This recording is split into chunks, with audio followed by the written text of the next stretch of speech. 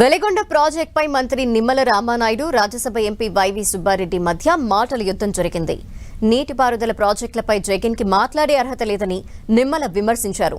వెలిగొండ ప్రాజెక్టుని నిర్లక్ష్యం చేశారని, ఇప్పుడు పూర్తి చేయాలన్నా దాదాపు 2.5 ఏళ్లు పడుతుందన్నారు. 4,000 కోట్ల ఖర్చవుతుందని తెలిపారు. నిమ్మలకు వైసీపీ ఎంపీ వైవి సుబ్బారెడ్డి కౌంటర్ ఇచ్చారు. ప్రాజెక్టుకి ఎవరు ఎంత ఖర్చు చేశారో ప్రజలకు తెలుసన్నారు.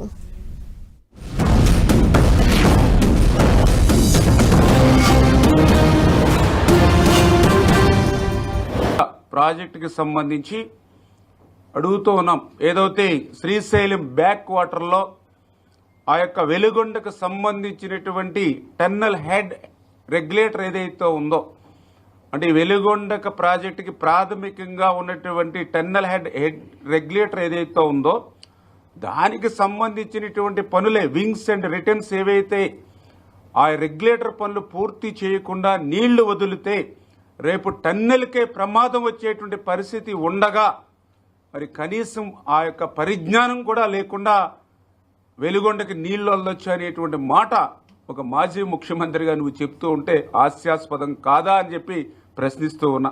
మొదటి టన్నెల్కి సంబంధించి వెలుగొండకు సంబంధించి మొదటి టన్నెల్కి సంబంధించి 500 మీటర్లు, రెండవ టన్నెల్కి సంబంధించి 7 కిలోమీటర్లు లైనింగ్ పూర్తి కాకుండానే నిర్దేశమైనటువంటి పరిమాణంలో నీరు వదలడం సాధ్యం కాదు అనే విషయం కూడా అర్థం కానిటువంటి పరిస్థితిలో నువ్వు ఉన్నావా అని చెప్పి జగన్మోహన్ రెడ్డిని ప్రశ్నిస్తూ ఉన్నా. ఆంధ్రప్రదేశ్ ప్రజలకు తెలుసమ్మా, 2014 నుంచి 19 వరకు అధికారంలో ఉన్నప్పుడు వెలుగొండ ప్రాజెక్టు కోసం మీరెంత ఖర్చు పెట్టారు, టన్నల్స్ ఎంత దూరం తవ్వారు, అది రాష్ట్ర ప్రజలంతా కూడా చూస్తున్నారు. ఒక్క మన జిల్లా వాళ్లే కాదు, సిద్ధశుద్ధితో రాష్ట్ర ప్రజలకు మేలు చేయాలని చేసిన ప్రభుత్వం మా వైఎస్ఆర్ కాంగ్రెస్ పార్టీ ప్రభుత్వం. అధికారంలో ఉన్నప్పుడు చెప్పిన మేరకు కరోనా లాంటి మహమ్మారి పరిస్థితులు ఉన్నా ఎక్కడ ఇబ్బంది లేకుండా రెండు టన్నళ్ళు కంప్లీట్ చేసి రెగ్యులేటర్ కూడా కంప్లీట్ చేసి ప్రారంభోత్సవం చేయడం జరిగింది. రెగ్యులేటర్ కూడా కంప్లీట్ చేసిన నీళ్లు ఇచ్చే పరిస్థితి ఎందుకు లేదంటే ఆ రోజు కృష్ణా బేసిన్లో నీళ్ళు లేవు. సో కంప్లీట్ అయింది కాబట్టి ప్రాజెక్ట్ ప్రజలకి అందుబాటులోకి తీసుకురావాలని చెప్పి ప్రారంభోత్సవం చేయండి. కంప్లీట్ చేసింది మేము.